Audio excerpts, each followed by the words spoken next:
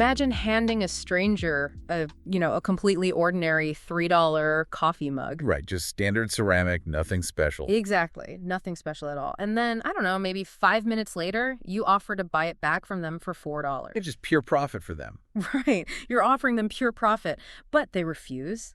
They look at the mug, they look at you, and they say, no, I think this is worth at least $7. It makes no logical sense. It really doesn't, but that sudden, highly irrational attachment to a completely mundane object is actually the secret to solving the absolute most expensive problem in e-commerce right now. Oh, absolutely. So hello and welcome to today's deep dive. If you're listening to this, chances are you are an entrepreneur. You're in the trenches of online retail. Maybe you're managing a Shopify store, building a brand from the ground up. And just trying to survive, really. Yeah, surviving an incredibly noisy, hyper-competitive landscape where the cost of customer acquisition is just absolutely soaring. It's through the roof right now. It is. So today we are moving entirely past that exhausted transactional model of influencer marketing. That soul-crushing grind of, we send you a free product, you give us a mandatory glowing post. The standard playbook. Right, the standard playbook that everyone's sick of. Instead, our mission is to explore a heavily documented psychological mechanism that actually turns product reviewers into genuine believers. And that's a huge distinction. It's huge. We are talking about the endowment effect. Over the course of this deep dive, we're going to explore the core psychology of, why people value what they hold. Yep. We'll look at how manipulating the architecture of early access can trigger this effect, and we'll break down a highly specific tiered gifting strategy tailored for different influencer scales. Which is so critical for margins. Exactly. And we're also going to wade into the uncomfortable territory of letting go of creative control, using negative feedback as an actual competitive advantage, and finally measuring actual behavioral success. Beyond those utterly useless vanity metrics. Yes, completely beyond follower counts and likes. Because for anyone operating an online store, understanding how to generate genuine enthusiasm, not scripted hype, is the highest value differentiator you can possibly have. Because, the distinction between a reviewer and a believer dictates the entire trajectory of a brand. Totally. For online sellers, the ultimate goal has never really been a social media post. A post is merely a vehicle. Right, it's just the delivery method. Exactly. The actual goal is belief. Belief drives conversion, it drives loyalty, and it drives organic word of mouth. So the foundational premise we are working with today is that belief follows ownership. Belief follows ownership. Okay, I like that. Yeah, because until someone feels a sense of ownership over your product, their endorsement will always carry this faint, unmistakable scent of a transaction. It can just smell it through the screen. You really can. So to understand how to dismantle that transactional feel, we have to look closely at the underlying behavioral economics of why human beings assign value to physical objects in the first place. Right, which brings us back to the coffee mug. Exactly. The scenario you just described with the coffee mug, that isn't a hypothetical. It's actually the cornerstone of Richard Thaler's 1980 economic experiments. And Thaler won a Nobel Prize later, right? He did, yeah. He observed this fascinating flaw in standard economic theory, which basically assumed that an object's value was fixed entirely regardless of who held it. Right, like a $3 mug is a $3 mug. Right, so he took a group of university students, gave half of them a coffee mug, and asked them to set a minimum selling price. Okay. Then the other half, who didn't receive a mug, were asked to set a maximum buying price. With the expectation being that, a mug is a mug, so the prices should roughly match up. Right, but the prices didn't just fail to match. A massive chasm opened between them. Wow. The students who were given the mug demanded roughly twice as much money to part with it as the non-owners were willing to pay to acquire it. That's wild. The physical properties of the mug remained entirely static. The clay didn't change, the color didn't change. Nothing changed. The only variable introduced was possession. And this isolated the core principle of the endowment effect, which is the moment a human being feels ownership over something. Even if it's just a temporary thing. Even if that ownership is temporary, partial, or completely accidental. The moment they feel it, their perceived value of that item inflates drastically. So why does that happen? Well, it happens because human psychology is deeply loss-averse. Once an item enters our possession, giving it up feels like a loss. and we demand a premium to endure that loss. We essentially begin to mentally integrate the object into our sense of self and our daily environment. Okay, let's unpack this a bit because it reminds me of the test drive phenomenon. Oh, perfect example. Right. You take a car off the lot for a weekend, and by Sunday afternoon, you are suddenly defending its, bizarrely placed cup holders to your friend. You're emotionally invested. Yeah. You've put your favorite sunglasses in the center console. You've adjusted the mirrors to your specific height. You've connected your phone to the Bluetooth. The car hasn't changed at all. Not one bit. Yeah. But your relationship to it has. You have psychologically endowed it with value because it already feels like your car. Exactly. So applying this to the world of e-commerce and product reviewers reveals this massive blind spot in standard marketing playbooks. I mean, when an online seller mails a product to an influencer with a strict contract demanding a post within 48 hours, there is zero time for that psychological integration to occur. None. The reviewer never transitions into an owner. They just remain a contractor executing a deliverable. Right. And the audience detects that friction instantly. I mean, consumers today have evolved these highly attuned, incredibly sensitive radars for distinguishing between what we call performed enthusiasm and expressed enthusiasm. Performed versus express. Yeah. Performed enthusiasm requires cognitive effort. The reviewer has to consciously act out a level of excitement they just do not possess. Right, they use all those generic superlatives. Oh my God, I'm obsessed with this. Exactly. Their framing is slightly unnatural, and their body language often betrays a complete lack of familiarity with the item. You can tell they literally just took it out of the box 5 seconds before hitting record. Oh, 100%. Yeah. But expressed enthusiasm, which is the byproduct of the endowment effect, bypasses that conscious decision-making entirely. Because they actually care about it? Right. The reviewer isn't pretending to value the item. They genuinely value it more because they've taken psychological ownership of it. Their language becomes highly specific. Yes. They talk about, how the product fits onto their specific bathroom shelf or how it solved a highly specific annoyance in their morning routine. And for a merchant operating a Shopify store, that specificity is basically the bridge over the glass screen. That's a great way to put it. I mean, an e-commerce product lives entirely in the digital ether. The prospective customer cannot hold the fabric, they can't smell the candle, they can't test the weight of the kitchen knife. They're completely reliant on the screen. Exactly. So the influencer serves as this sensory proxy. If that proxy's enthusiasm feels performed, the prospective buyer instantly categorizes the content as a commercial. And they swipe right past. Yep, they swipe past, and the merchant's customer acquisition cost yields zero return. Money down the drain. Completely. So activating the endowment effect ensures that the social proof driving traffic to the storefront is actually authentic. But the friction here is logistical. How do you actually force someone to feel ownership over a product you just mailed them? I mean, the endowment effect clearly doesn't trigger just because a cardboard box lands on a porch. No, it definitely doesn't. Yeah. It requires deliberate architectural design, specifically regarding the timeline and the packaging. Okay, the timeline. Right. The primary trigger for the endowment effect in a marketing context is early access. Early access. Yeah. Early access fundamentally alters the power dynamic and the reviewer's status. It promotes them from being a passive observer of a public product launch to being an actual insider. Oh, I see. When a creator receives a product 3, 4, or even 6 weeks before the general public is even aware of its existence, you completely remove the pressure of the immediate news cycle. You're not rushing them. Exactly. You are giving them the necessary runway to live with the item. They casually leave it on their kitchen counter. They use it off camera.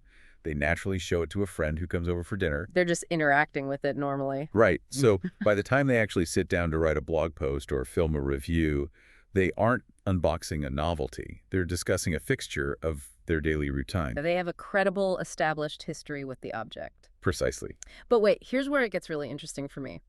If I am looking at this through the lens of a modern digital marketer, this advice completely contradicts the current industry obsession with the viral unboxing. Oh, the viral unboxing trend. Yeah. The prevailing wisdom says that an e-commerce brand needs to design the most elaborate, visually explosive, Instagram-ready packaging possible. Oh, the PR package. Exactly. We are talking custom molded foam, embedded video screens, playing a welcome message, exploding confetti, anything to guarantee the creator immediately hits record the second they slice the tape. And that approach represents a fundamental misunderstanding of modern digital word of mouth. Really? Yeah. Elaborate, camera-ready packaging actually actively works against the endowment effect. How so? Well, audiences are incredibly literate in the visual language of marketing now. When they see a reviewer pull a moisturizer out of a massive, glowing, custom acrylic vault, the audience instantly recognizes the packaging was designed for mass viral distribution. It feels like a commercial. It feels like a prop in a game show, not a personal possession. The psychological goal of packaging should be to make the recipient feel specifically selected, not mass-targeted. I love that. Specifically selected. Right.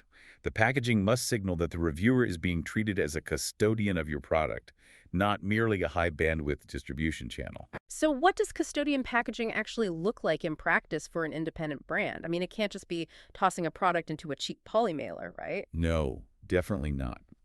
Custodian packaging relies on deep personalization over spectacle. Okay. It includes a handwritten note from the founder. And I mean a real handwritten note, not a printed card with a signature font. People can always tell the difference. That's always. And the note should reference a specific recent piece of content the creator made, proving the brand actually pays attention to their voice. That shows real effort. Exactly. It also means sending a highly specific aesthetic variant of the product. Like if you sell a premium coffee grinder in 6 colors, you don't just send everyone the flagship red model. Right. You send the matte black version to the creator whose entire kitchen aesthetic is dark and minimalist. You are preemptively removing the friction of integration. Wow, that is smart. You're making it fit their life before it even arrives. Exactly. And crucially, it also means sending a sample quantity large enough for genuine, long-term use. Right, you can't trigger psychological ownership with a tiny foil packet of night cream. No, you really can't. A foil packet is an invitation for a one-time test.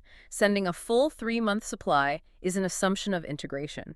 You are telling them, we fully expect this to become part of your life. That's exactly the message. But, okay, this creates a massive problem for the bootstrapped founder. If an independent online store is managing incredibly tight margins and sitting on limited inventory, they cannot afford to send 3-month supplies and personalized notes to 500 random influencers on launch day. And they shouldn't be targeting 500 random influencers anyway. Really? No. Launching a massive, indiscriminate blast of inventory creates an incredibly crowded, noisy, and shallow digital environment. It just becomes noise. Exactly. The research on digital word of mouth demonstrates that reviews carry the most psychological weight in less competitive environments, where a niche reviewer has engaged with a product over a significant period of time. Makes sense. Consumers naturally discount brand-owned testimonials on a Shopify store as inherently biased marketing copy. Oh, for sure. You're never going to put a bad review on your own homepage. Right. But when a niche reviewer speaks from a place of long-term experience on their own independent platform, their endorsement carries profound implicit trust. Because they have nothing to hide. Exactly. So instead of blasting your entire inventory on launch day, an e-commerce merchant should curate 10 to 15 highly personalized packages and deploy them weeks early. Just 10 to 15. Just 10 to 15. The depth of engagement and the authenticity of the resulting reviews will drive far more highly qualified, ready-to-convert traffic than 100 shallow script-reading influencers. Wow. That drastically shifts the required skill set for a brand operator. You move from being a volume-based broadcaster to a highly selective curator. Yes. But if we are drastically reducing the volume of packages we send, how do we triage who actually gets this treatment? I mean, we have to look at the targets themselves. Throwing a uniform gifting strategy at the entire internet wastes both inventory and potential ROI. It absolutely does. A tiered gifting strategy is essential here, dividing your potential reviewers into 3 distinct categories, each requiring a different operational approach. Okay, let's break down those tiers. So the first tier consists of your high-reach collaborators. These are the heavy hitters, the reviewers with massive established audiences, specifically within your product category. Ones with 1 million subs. Right. For these individuals, you send the absolute best version of your hero product, but you must pair it with deep, comprehensive context. Because you aren't just sending them a gadget, you are basically pitching them a story. Precisely the opposite of a quick shout-out. The goal with a high-reach collaborator is a long-form, highly considered review. They need meat on the bone. They do. They need the development briefs. They need to know why the product was engineered the way it was, the specific market problem it solves, and the data behind your claims. You're essentially providing them with a journalistic toolkit to thoroughly dissect your product. Okay, that makes perfect sense for the top 1% of creators. What about the next layer, the mid-reach specialists? These are the folks who have smaller but fiercely loyal followings. For mid-reach specialists, the absolute most critical rule is focusing on product category fit over aesthetic fit. Category over aesthetic. Okay. This is where brands frequently stumble. Suppose you manufacture a highly technical ergonomic office chair designed to correct posture. Okay. Your instinct might be to send it to a lifestyle influencer simply because their minimalist department perfectly matches your brand's visual identity.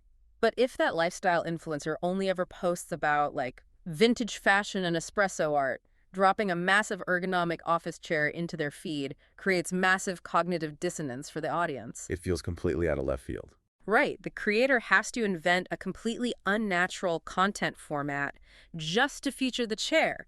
It screams to the viewer, I'm only showing you this because a check cleared. Exactly. The attribution weakens instantly. So what should they do instead? Instead, you send that chair to a mid-reach reviewer who focuses on, say, software development, productivity hacks, or working from home. Right. They already discussed the specific problem your product solves, which is back pain from sitting at a desk all day. So it's already part of their world. Exactly. The chair integrates seamlessly into their existing narrative. When they talk about it, it reads as a natural peer recommendation, not a sponsored interruption. Which brings us to the final category, the micro-influencers, the creators with highly engaged but, relatively small subscriber counts. According to our sources, this is where the endowment effect actually operates at its maximum potency. It operates in maximum potency because the parasocial relationship between a micro-influencer and their audience closely mimics a peer-to-peer friendship rather than a celebrity-to-fan dynamic. Oh, that makes sense. It feels like getting advice from a friend. Right. Because the audience views the creator as an equal, the creator's recommendations bypass the usual skepticism reserved for advertising. So how do you gift to them? When approaching this tier, the gifting strategy should be highly generous relative to the retail value of the product. By sending a micro-influencer a lavish, incredibly thoughtful package, you are sending a clear psychological signal. We value your voice. Yes, we value your voice and your critical eye entirely regardless of your follower count. You are validating their status as a tastemaker, which drastically deepens their sense of loyalty and ownership over the product. But there is a trap here for the budget-conscious brand, isn't there? I mean, if you are segmenting your audience and sending deep data to the top tier, category-specific items to the middle, and generous packages to the bottom, the temptation is to cut corners on the actual product quality for the smaller creators. Oh, the temptation is huge. Right. You might think, well, I'll save the premium aluminum version for the millionaire YouTuber, and I'll send the cheap plastic version to the creator with 2,000 followers. That is a fatal error. Tell me why. The golden rule across all three tiers is absolute consistency in product quality. The digital creator economy is highly interconnected. They talk to each other. They talk to each other all the time in direct messages, they compare notes at industry events, and they actively monitor each other's content. So if there's a discrepancy. If a discrepancy in product quality surfaces, like if a micro-influencer realizes they received a defective or lesser variant, while a larger creator received the flagship model, that discrepancy is interpreted as a direct insult. Ouch. It is read as a statement of their perceived worth. Oh. You must always send the version of the product you are proudest of to every single tier. So what does this all mean for the seller's budget? Treating all reviewers with respect doesn't necessarily mean giving everyone the exact same thing, but it definitely means maintaining a standard of excellence. So we've built the architecture, we've designed early access, personalized packaging, we've segmented our lists to ensure category fit and consistency, we've mailed the products. The hard part is done, right? You'd think so. But now we arrive at what is arguably the most psychologically difficult phase for any founder or e-commerce operator. Oh, letting go. Letting go of the steering wheel. We are talking about transparency, control, and the terrifying concept of giving an influencer complete creative freedom. It terrifies brands. Hmm. The instinct to control the narrative is deeply, deeply ingrained in traditional brand management. Brands want to dictate everything. They do. Brands routinely sabotage the endowment effect at the very last mile by attempting to micromanage the execution. Right. The first pillar of dismantling that control is treating transparency as infrastructure. Far too often, brands treat sponsorship disclosures as a legal nuisance to be, like, hidden at the bottom of a caption. Below the read more fold. Exactly. Providing a clear, plain language framework on how to ethically disclose the relationship should actually be the very first substantive conversation you have with a partner. It establishes immediate trust and signals that you are an ethical operator. But finding an ethical operator works both ways, right? I mean, a brand can be completely transparent, but if they partner with an influencer who will endorse absolutely anything for a paycheck, the transparency doesn't save the campaign. No, it doesn't. Our sources highlight a critical concept here called endorsement saturation. Endorsement saturation is a primary destroyer of digital credibility. Let's talk about that. Consider an influencer's timeline. If they promote a dietary supplement on Monday, a luxury mattress on Tuesday, a VPN service on Wednesday, and then your boutique skincare line on Thursday. The audience's trust is just completely fractured. Completely. High post volume across multiple unrelated product categories trains the audience to view the creator purely as a billboard. They stop seeing a person and just see ad space. Exactly. The viewer subconsciously categorizes every recommendation as a paid transaction. Yeah. So, as a brand, you actively want to seek out influencers who have a documented track record of saying no. You want the picky ones. Yes, a sparse, highly curated gifting history holds infinitely more authority. You want the reviewer who is notoriously difficult to please, because when they finally do grant an endorsement, their audience pays immediate attention. Okay, let's say we secure that notoriously picky, highly credible reviewer. We've given them early access, they've lived with the product, the endowment effect has taken root. Now comes the friction. The marketing manager. Yes, the marketing manager sitting in an office wants to send a comprehensive 5-page creative brief. They want to dictate the lighting, the key messaging pillars, and the exact call-to-action phrasing to ensure the Shopify tracking links get clicked. And the moment that brief is executed, the entire campaign is ruined. Just like that. Just like that. When an influencer is forced to follow a rigid script, the resulting content sounds exactly like a rigid script. Wait, The cadence of their speech changes. you can hear them reading. You really can. Their vocabulary shifts to include corporate buzzwords they would never, ever naturally use. The enthusiasm becomes abstract and generalized, and this dynamic is perfectly explained by attribution theory in consumer psychology. Okay, let's dig into the mechanics of attribution theory. How does the audience actually process a scripted video versus an unscripted one? Well, consumers subconsciously evaluate why a communicator is making a specific claim. They attribute the recommendation to a source. Right. If the creator is speaking in their authentic voice, using their natural phrasing, and sharing highly specific idiosyncratic details about their experience, the audience attributes the recommendation to the actual quality of the product. Because it sounds real. Because it is real, the attribution is strong. But if the creator sounds robotic, or if they're hitting clearly mandated talking points, the audience instantly spots the incentive structure. They realize, oh, they're only saying this because they got paid. Exactly. They attribute the recommendation to the financial compensation, not the product's merit. The attribution collapses, and the persuasive power just drops to zero.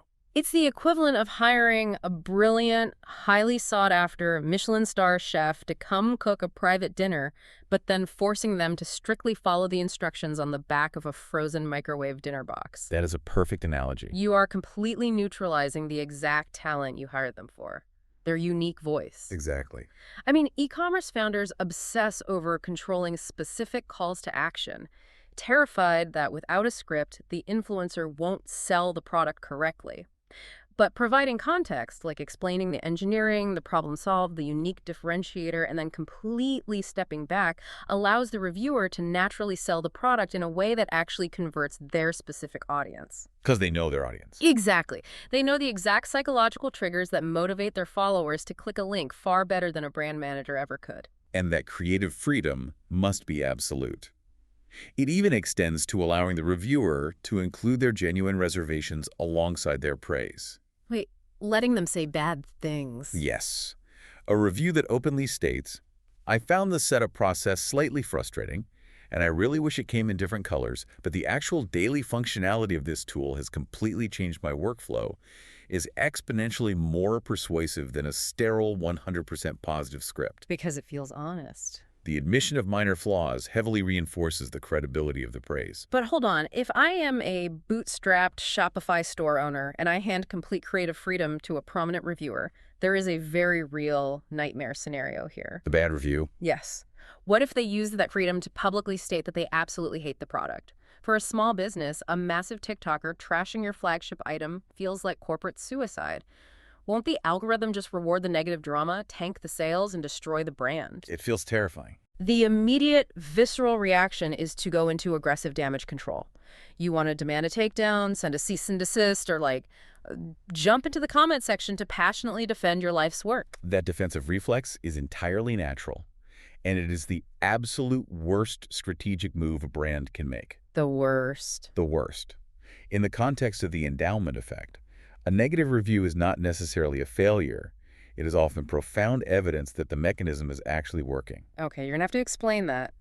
How can someone publicly hating my product be proof of a successful strategy? Because apathy is the true enemy, not criticism. If they take the time to film a detailed, critical review, it proves they took psychological ownership of the item. They integrated it into their life, they tested it rigorously, and they developed a strong, personal, and highly specific opinion about where it failed them. They are offering you candid feedback born from actual use. So they care enough to be mad. Exactly.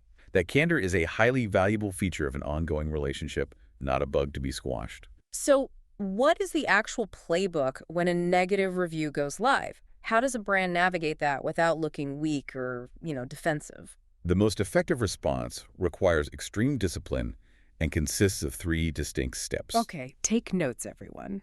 First, you must publicly acknowledge the specific issue without a shred of defensiveness. No corporate public relations spin, no "we are sorry you feel that way," and absolutely no "we hear you, but..." None of that fake corporate empathy. Exactly. You directly validate their experience. If they say the zipper on the backpack snags, you reply, "You are right, the tension on that zipper gauge is too tight." Total validation. Total validation. Second, you provide a concrete, actionable response. You explain the engineering reality, how you're adjusting the manufacturing tolerance, or exactly how you are going to replace the defective unit. You tell them how you're fixing it. Right. And third, and this is the most counterintuitive step, you explicitly ask them not to remove the negative post. Wait, really? You asked them to keep it up? Yes. Instead, you ask if they would be willing to document the resolution process. You invite them to keep the bad review up, permanently attached to your brand name. That is incredibly brave. It is, but it makes total sense because you are actively reframing the interaction. You are shifting it from a one-time final verdict into an ongoing collaborative relationship. Okay, give me an example of this working in the real world. Let's examine a highly illustrative case study from our sources regarding a mid-sized kitchen appliance brand. They launched a premium, high-priced product, let's imagine a heavy-duty stand mixer, and seeded it to prominent food bloggers. Okay. Almost immediately, a string of highly critical reviews hit the internet. Let me guess. The motor strained on heavy bread dough, and the influencers posted videos of the machine struggling and smoking. Precisely the type of catastrophic visual that causes marketing teams to absolutely panic. I would be sweating. Right. The standard playbook dictates deploying PR spin, claiming user error, or offering massive payouts for takedowns. But this brand took the exact opposite approach. They reached out to their most vocal, prominent critics and invited them directly into a product development session. Wow. They opened the kimono, they showed the bloggers the internal prototypes, walked them through the engineering flaws in the gearbox, and spent 8 months actively revising the product architecture based on the bloggers' specific critiques. Wait, so instead of sending a cease and desist or demanding a takedown, you actually invite them into the kitchen. That is incredible. They swallowed their pride and brought the critics into the laboratory. And the subsequent strategy was brilliant. When the revised, upgraded mixer was finally ready for production, the brand didn't do a mass launch. They seeded the very first units back to those specific original critics. The psychological ownership at that point must have been astronomical. I mean, the critics didn't just own the physical mixer, they owned the idea of the mixer. They had a direct stake in its evolution. Their sense of endowment was absolute. As a result, those critics produce massive, highly detailed before and after comparative reviews. They documented the journey from a smoking motor to a flawless machine. Which is such a good story. It's a best story. The data revealed that those specific, resolution-based reviews, rooted in a publicly documented history of severe skepticism, drove vastly higher conversion rates than any of the initial, purely positive reviews from other creators ever did. Because it's a redemption arc. Exactly. The critics had been transformed into the brand's most fiercely credible advocates. Look at the mechanics of why that converts so effectively. If I am a consumer browsing online in a highly competitive market, brand loyalty is practically non-existent. I have a dozen tabs open with alternative products. Right. A poorly handled negative review signals that the brand is risky, defensive, and likely to abandon me if I have a problem. But if I scroll down and see a brand handling brutal criticism publicly, gracefully, and collaboratively, It changes everything. it builds an unparalleled, ironclad layer of trust. It proves to me, the prospective buyer reading the comments, that if my specific order arrives broken, this company is not going to ghost me. They're actually going to take care of it. That operational transparency is the ultimate conversion tool. It is a massive competitive advantage. However, understanding this externally is very different from operationalizing it internally. Oh, yeah. Dealing with the boss. Exactly. If you are a marketing director or an e-commerce manager listening to this, pitching this strategy to a CEO or an executive board is incredibly challenging. You are essentially walking into a boardroom and asking for a budget to send expensive inventory to people, relinquish all creative control, refuse to ask for script approvals, and actively embrace negative reviews. The executive team will literally laugh you out of the room. I mean, they have been burned by the influencer industrial complex before. They've watched tens of thousands of dollars evaporate on sponsored posts that generated zero sales. Internal skepticism isn't just common, it is usually entirely justified. Totally justified. So how do you actually build internal buy-in for a strategy that feels completely out of the brand's control? You build buy-in by drastically reducing the perceived risk. You do not bet the entire quarterly budget on a new philosophy. You propose a small, tightly bounded, meticulously documented pilot campaign. Keep it small. Keep it small. You isolate the variables. You select one single product, not even the flagship item, but a secondary SECU. You select one specific tier of reviewers, ideally the micro-influencer tier, where the endowment effect is strongest and the financial risk is lowest. Right. And crucially, you define one highly concrete, measurable outcome. No fuzzy metrics, no, we expect a lift in general brand affinity. That means nothing. Exactly. You track hard conversions via unique referral links, or you measure the exact cost per acquisition of new email signups on a dedicated, campaign-specific landing page. Concrete numbers. Yes. You run this isolated pilot, and then you bring the unedited, raw data back to the executive team. You let the conversion metrics dismantle their skepticism? Hard data wins arguments. Always. Furthermore, you implement strict process safeguards to prove this isn't a chaotic giveaway. You document your specific criteria for selecting creators, you outline the disclosure compliance requirements, and you standardize the follow-up process. So it looks like a real system. Yeah. Exactly. When an executive team sees a structured, managed channel with clear guardrails and positive hard data, the strategy transforms from a terrifying gamble into a predictable growth lever. There is also a cultural element to internal buy-in, which our sources refer to as employee advocacy. Oh, this is so important. Right. If you want external creators to feel a sense of ownership over your product, that culture has to exist inside the building first. When members of your own team, the customer service reps, the supply chain managers, the developers, naturally use the product in their daily lives and organically post about it on their own social feeds, they are modeling the exact behavior you are trying to cultivate externally. It shows genuine belief from the inside out. Exactly. A skeptical CEO seeing a warehouse manager genuinely excited about a new product variant is an incredibly persuasive internal signal. And this internal momentum naturally transitions us to the ultimate scale of the endowment effect, which is user-generated content, or UGC. Yes, UGC. We've been talking about influencer seeding as the ignition source, but UGC is the fire spreading. It's the compound interest engine that actually scales an e-commerce brand. That is an excellent analogy. Influencers provide the principal investment of social proof, but the everyday customers generate the compounding returns. How does that transition happen? Well, when a regular consumer watches a highly credible, unscripted review from a micro-influencer they trust, they are persuaded to make a purchase. When that product arrives at their home, they enter their own personal cycle of the endowment effect. Because they own it now. They spent their own hard-earned money on it, they unbox it, they place it in their living room, their psychological attachment forms. And because they are proud of their purchase and validated by the influencer's initial recommendation, they pull out their phone and post a photo of it on their own feed. They aren't getting paid, they are just sharing their life. This organic UGC is the absolute holy grail for a Shopify store or any independent storefront. It generates a decentralized 24/7 ecosystem of free, highly persuasive marketing material. It's free marketing. But it is not a passive asset. A brand must actively manage and nurture this ecosystem. When a customer posts, the brand must engage. Like commenting and reposting. Yes. You leave a thoughtful comment, you ask for permission to repost the image on the brand's official channels with clear credit, and you make the customer feel seen. By elevating everyday customers, you signal to future reviewers that their input is deeply valued, which incentivizes even more UGC. A virtuous cycle. Precisely.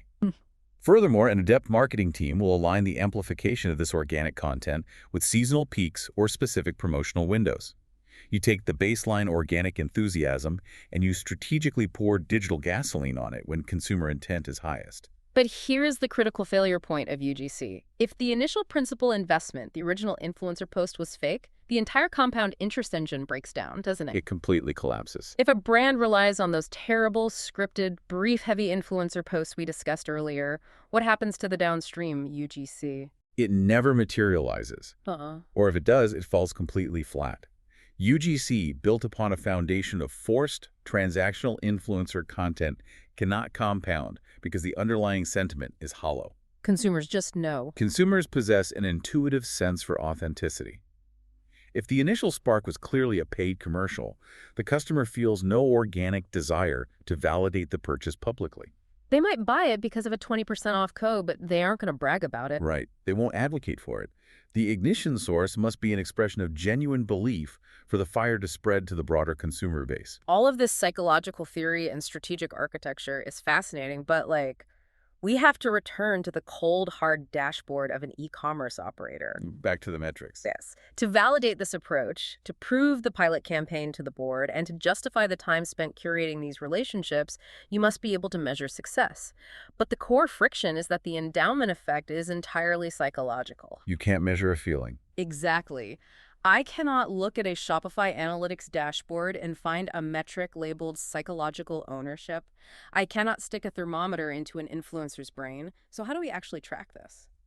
We cannot measure the internal psychological state directly.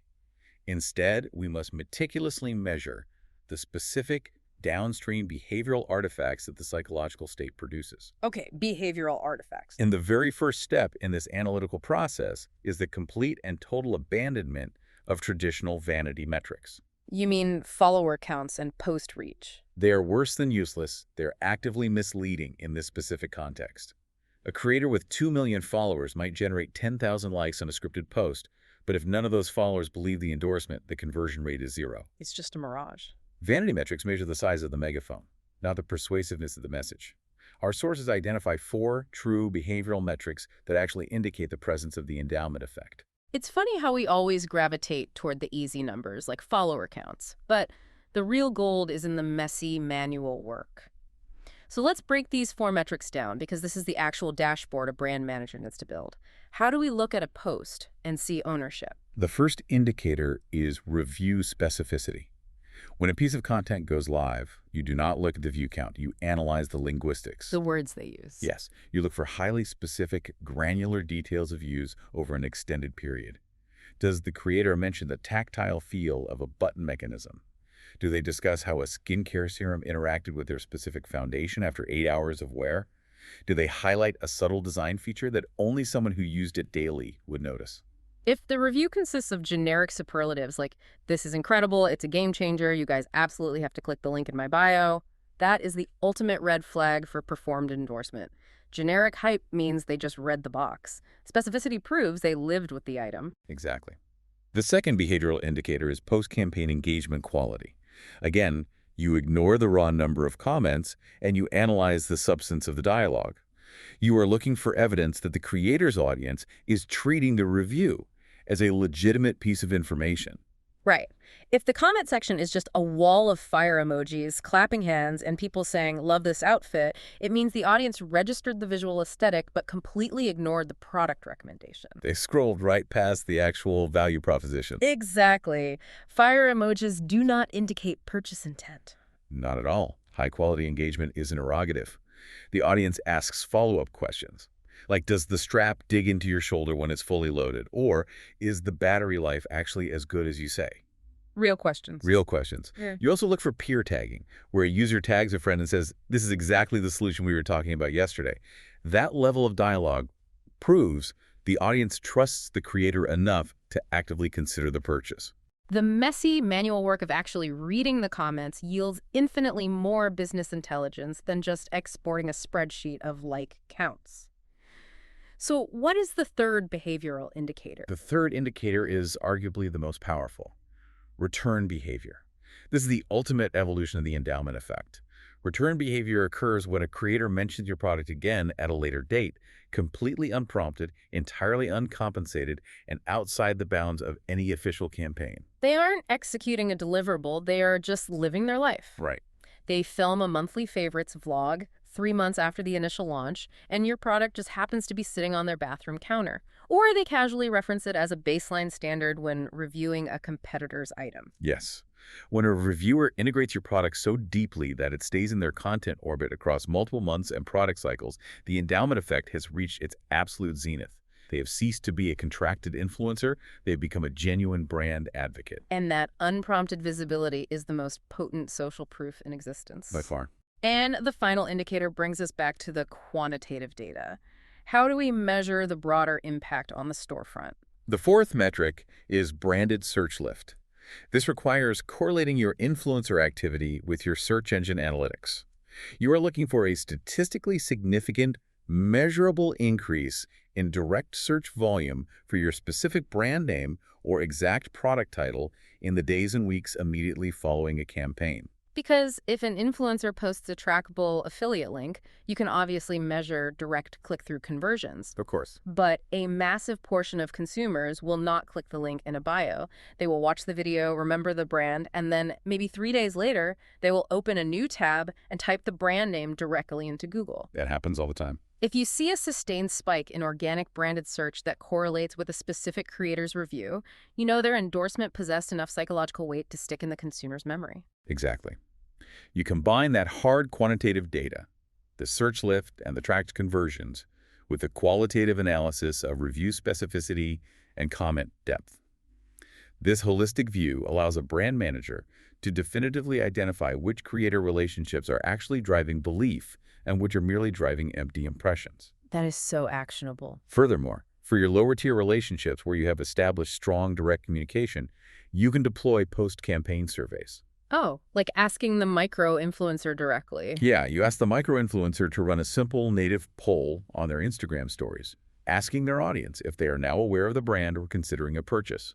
This provides direct, immediate feedback on whether the psychological ownership successfully transferred from the creator to the audience. This has been an incredibly dense, highly actionable exploration of consumer psychology. Let's try to bring this entirely out of the theoretical realm and build a practical timeline. Let's do it. Let's assume I am an e-commerce operator. I have a new flagship product launching in exactly 2 months. Based on the architecture of the endowment effect, what does my operational calendar actually look like? Your calendar must be engineered to build compounding, distributed momentum. Okay. 6 to 8 weeks prior to launch day, you initiate contact with your Tier 1 high-reach collaborators. You ship the hero product, you provide the comprehensive development data, and you establish the disclosure framework. You give them maximum runway to test and evaluate. So they have a full 2 months. Exactly. Then, 4 weeks prior to launch, you execute the seeding for your Tier 2 mid-reach specialists. This phase requires intense operational focus on category fit, ensuring the product naturally aligns with their existing content pillars. And then 2 weeks out, you deploy the critical mass. Right. 2 weeks out, you execute the highly personalized, deeply generous outreach to your Tier 3 micro-influencers. You send the handwritten notes, the specific aesthetic variants, and the full-size supplies. So, when the actual launch day arrives, the strategy fundamentally shifts. You are not relying on a single, massive, six-figure celebrity endorsement that flashes across the internet and disappears in 24 hours. No, that's the old way. Instead, you orchestrate a beautifully distributed, highly credible network of peer-level social proof. Your product appears simultaneously across dozens of niche communities, spoken about by creators who have legitimate, long-term experience with it. And it looks entirely organic to the consumer Oh, because yeah. the underlying psychology is organic. That's the beauty of it. And crucially, the work does not stop on launch day. Post-launch, the brand must actively follow up with every single creator to help answer the inevitable influx of technical or specific audience questions in the comments. That post-launch support and active engagement is what solidifies the partnership, ensuring the creator feels valued not just during the hype cycle, but permanently. It sets the foundation for that highly coveted, unprompted return behavior in future months. The ultimate defining takeaway for anyone trying to survive and scale in the modern e-commerce environment is a fundamental shift in perspective. You have to stop viewing influencer marketing as a media buy. Absolutely. Stop trying to purchase distribution channels. Stop paying for rented megaphones. Instead, reallocate that budget and that energy into cultivating genuine custodians of your product.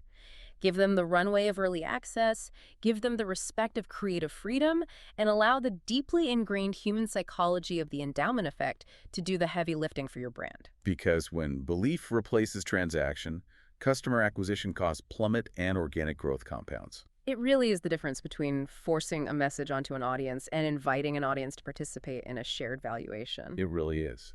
But before we conclude this deep dive, the mechanics we have discussed raise a highly provocative, lingering question for the future of digital commerce. Oh, what's that?